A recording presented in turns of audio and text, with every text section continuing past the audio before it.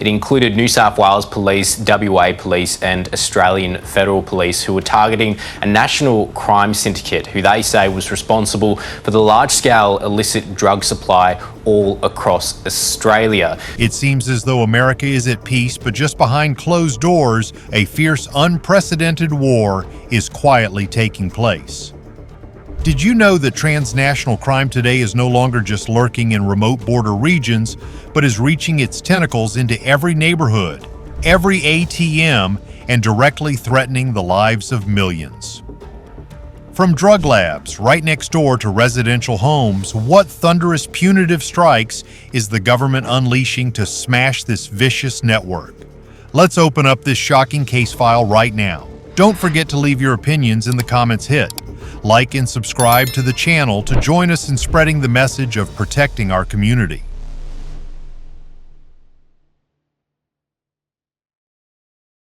On March 4th, 2026, a landmark event took place at the federal courthouse in Concord, New Hampshire.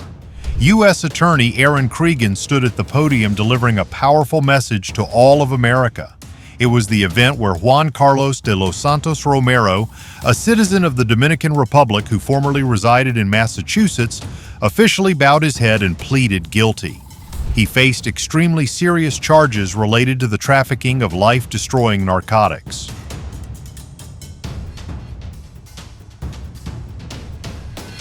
This event is not simply the law punishing an errant individual, it carries a much more macroscopic and profound significance. This is the result of successfully dismantling a core link in a transnational criminal organization that has been secretly taking root in the New England area. Furthermore, this conviction is a vivid and proud testament to the fierce implementation of Operation Take Back America. This is a nationwide government effort to push back against crime and reclaim the peace for every street.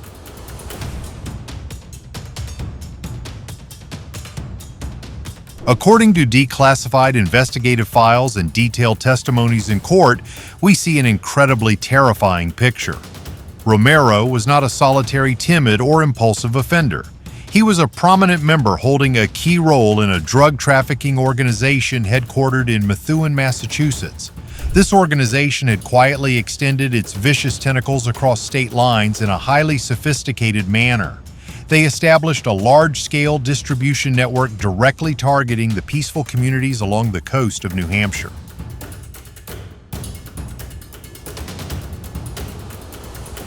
The core business products that this criminal organization sowed into the community are highly toxic substances: methamphetamine, also known as crystal meth, and fentanyl. In the context of America struggling to bear the heavy consequences of the opioid abuse crisis, this behavior is nothing less than a crime against humanity. Funneling a massive amount of these addictive substances into coastal areas has set off a red alert for medical safety. It directly threatens the lives of countless teenagers and shatters the happiness of thousands of families.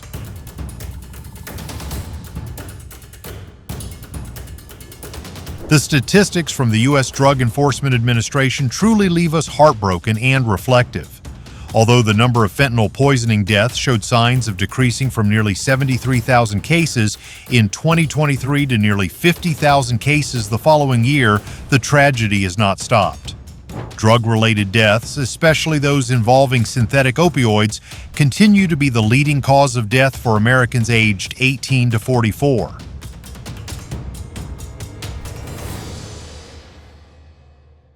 The lesson to be learned here is incredibly costly for every family and society as a whole. These criminal organizations have completely lost their humanity. They are willing to trade the lives, futures, and dreams of tens of thousands of people just to rake in filthy profits. Now more than ever, education from the family and schools about the incalculable harm of synthetic drugs is the strongest shield.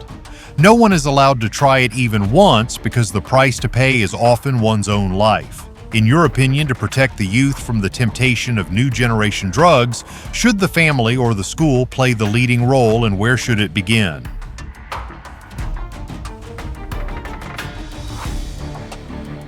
To bring this criminal ring to light, law enforcement forces had to go through an incredibly arduous, patient journey, facing countless dangers. Based on published documents during the period from late 2023 to early 2024, authorities had to deeply infiltrate the organization. This gang was involved in 10 controlled purchases of fentanyl and methamphetamine with undercover police officers.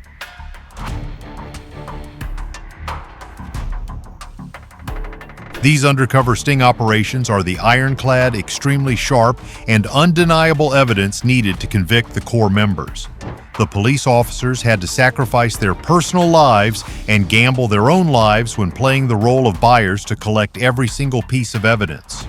Before Romero bowed his head and pleaded guilty to charges of conspiracy to distribute illicit substances, 4 other accomplices in this ring had also bowed to the law. This chain reaction collapse proves the outstanding network investigation tactics of the police.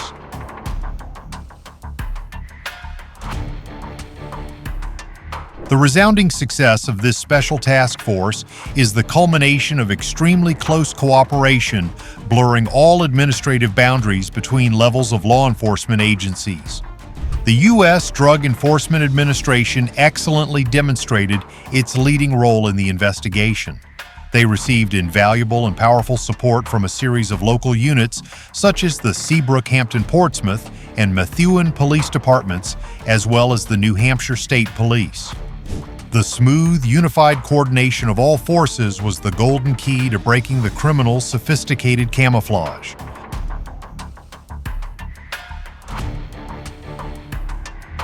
Romero's case in Methuen is not merely an independent victory. It is part of a greater strategy named Operation Take Back America. The U.S. Department of Justice has officially confirmed this campaign as a nationwide initiative, mobilizing massive resources to push back criminal infiltration. The ultimate goal is to completely eradicate gangs and transnational criminal organizations, protecting every street corner and every home of the American people from those who spread violent crimes.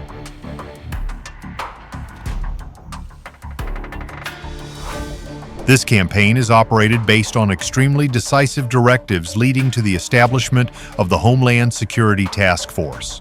This force operates as a unified block of the entire government, highly focused on investigating, prosecuting, and removing the most dangerous alien criminals.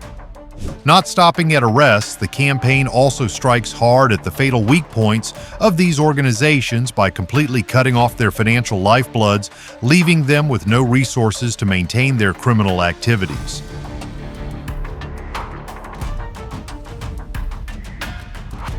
The current picture of transnational crime is incredibly complex and tends to diversify its forms of offending. Take the New England area as an example, which seems to be becoming a new hotspot. Alongside drug rings, authorities in Vermont recently unsealed an indictment related to human trafficking crimes. The subjects conspired to smuggle foreign nationals from Central and South America into the United States through the U.S.-Canada border.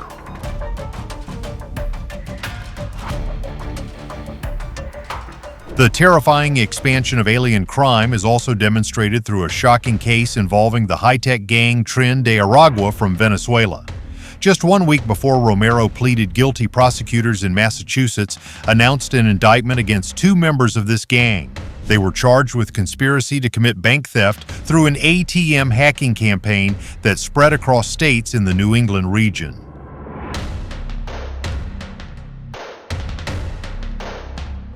They used highly sophisticated technology, installing malware directly into the software of automated teller machines, forcing the systems to spit out all the cash inside. This massive illicit profit was divided with half sent straight back to the leadership in South America.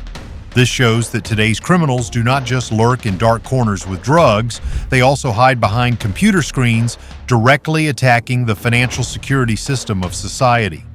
What do you think about modern criminals increasingly abusing high technology to commit illegal acts, and what digital skills do we need to equip ourselves with to protect our own assets?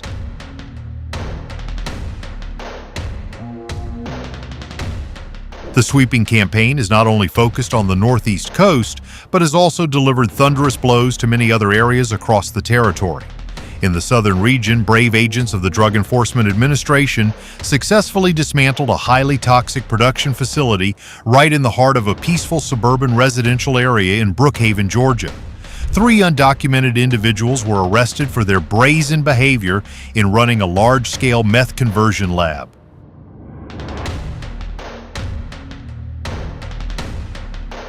The recklessness and viciousness of this group reached its peak when they dared to set up a chemical lab right under a tent in the backyard of a home. This deadly facility was located right next to where countless families and innocent school-aged children live. Upon raiding, authorities seized hundreds of pounds of liquid meth sophisticatedly disguised inside concrete blocks. This was a ticking time bomb regarding environmental and fire safety right in the residential area.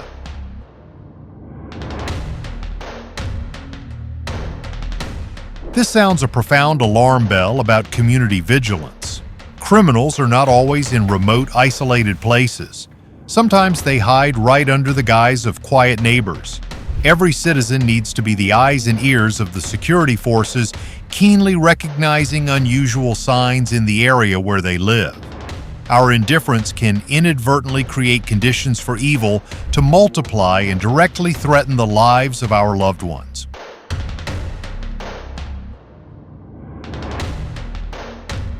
Retreating deep into the American Midwest, the fierce war to stop the devastation of methamphetamine and fentanyl is also yielding positive results. In the state of Indiana, a massive drug distribution network has just been completely dismantled, putting 10 purveyors of the White Death behind bars with long prison sentences. This organization stretched its tentacles across many major cities, responsible for distributing hundreds of kilograms of various drugs onto the black market.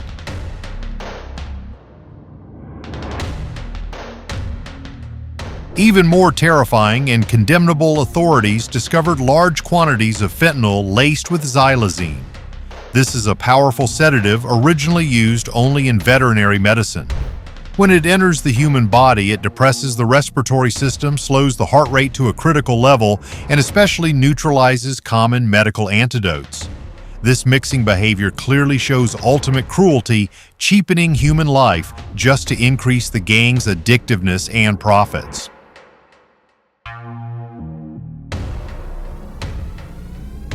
Accompanying the massive volume of drugs was a truly astonishing arsenal of military-grade weapons, including a series of automatic rifles and smoothbore guns. The ringleader of this network used extreme violence and ruthless threats to establish discipline and control his henchmen. The fact that drug gangs arm themselves with highly lethal weapons is an extremely dangerous reality, turning neighborhoods into hidden battlegrounds full of uncertainties.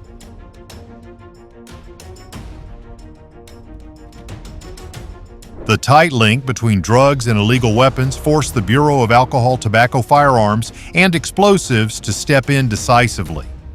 This agency led an extraordinary effort to seize tens of thousands of illegal firearms and millions of rounds of ammunition from the hands of transnational criminal organizations. Notably, a massive amount of these weapons and ammunition was on its way to being smuggled across the border to equip violent criminal organizations abroad.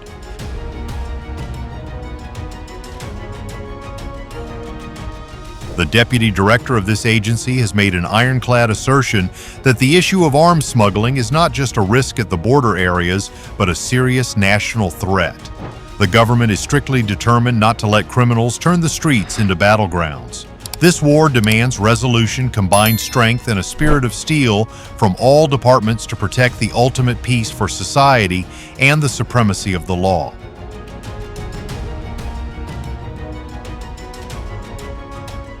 The connection between weapons, drugs, and terrorist activities reached its peak through a historic indictment targeting a regional boss of the notorious Sinaloa cartel.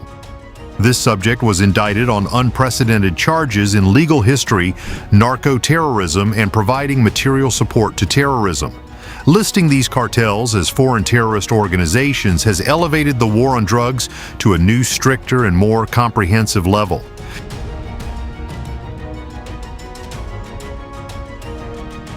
These criminal organizations have laundered millions of dollars of dirty money through incredibly complex international transaction systems. They do not hesitate to use extreme violence, kidnapping, and bribery to maintain their dark empire. This new classification allows the government to use the most powerful legal and financial tools to freeze assets, sanction involved individuals, and destroy the very roots of transnational criminal infrastructure on a global scale.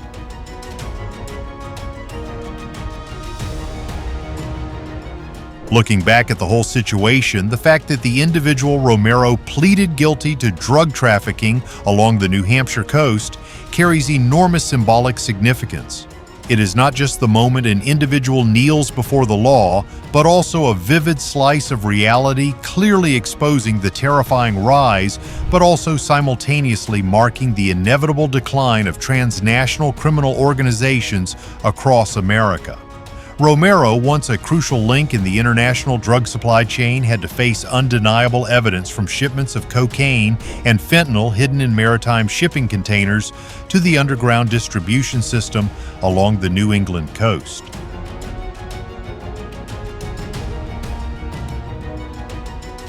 From drug smugglers in the coastal areas of New Hampshire, where ocean waves once hid countless submarines carrying illicit goods, to high-tech criminals in New England, those who use drones, encryption software, and dark web networks to run operations all are paying a heavy price for their crimes.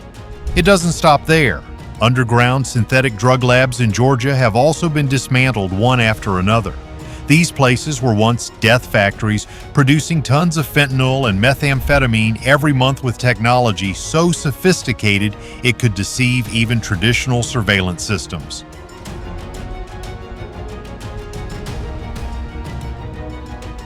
They not only caused thousands of overdose deaths in major cities like Boston, Atlanta, or New York, but also poisoned the younger generation, turning peaceful neighborhoods into underground battlegrounds full of violence and despair. The connection between these networks is no coincidence. They form a cross-continental criminal empire with capital from South America, technology from Europe, and a massive consumer market in the U.S. But their very tight coordination also became their fatal weakness when facing law enforcement equipped with artificial intelligence and real-time information sharing.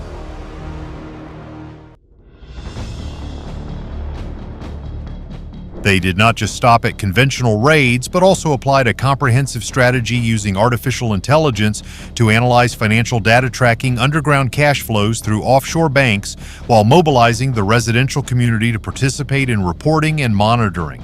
Lethal blows were dealt to every level of the underworld, from high-ranking bosses to small-time foot soldiers. Hundreds of millions of dollars in illicit assets have been seized, transportation routes severed, and underground labs leveled to the ground. This is not an impromptu war, but a long-term strategy built on the foundation of international cooperation with neighboring countries and allies, combining high technology with the bravery of agents ready to charge into criminal dens.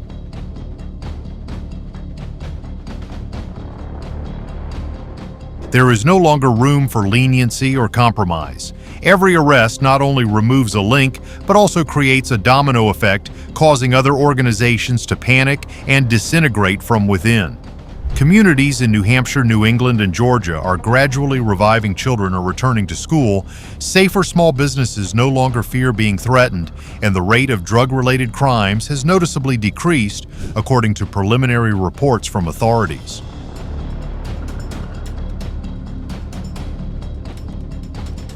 The war to protect the community is still a long journey ahead, demanding perseverance and continuous resources. We need to continue investing in preventive education, providing addiction recovery support for victims, and reinforcing the borders to cut off the supply from the outside. But every perpetrator brought to the light of justice is a solid step forward, a living proof of the power of the rule of law. These efforts not only extinguish the underground financial lifebloods, the life source of criminals, but also permanently erase the existence of evil by changing social perception from viewing crime as inevitable to the belief that justice always prevails.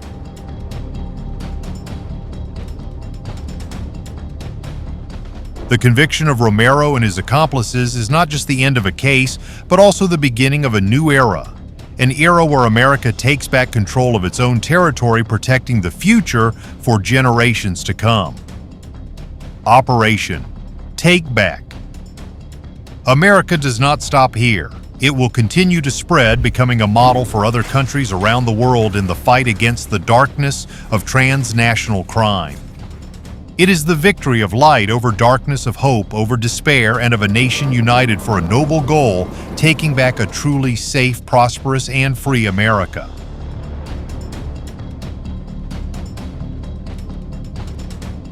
Don't forget to hit like and subscribe to the channel so we can continue to accompany each other, building a safe, healthy information community full of educational value. After listening to this entire legal story full of humanity and education, what do you plan to do today to contribute to building a safe, healthy living environment, staying far away from social evils for yourself and your family?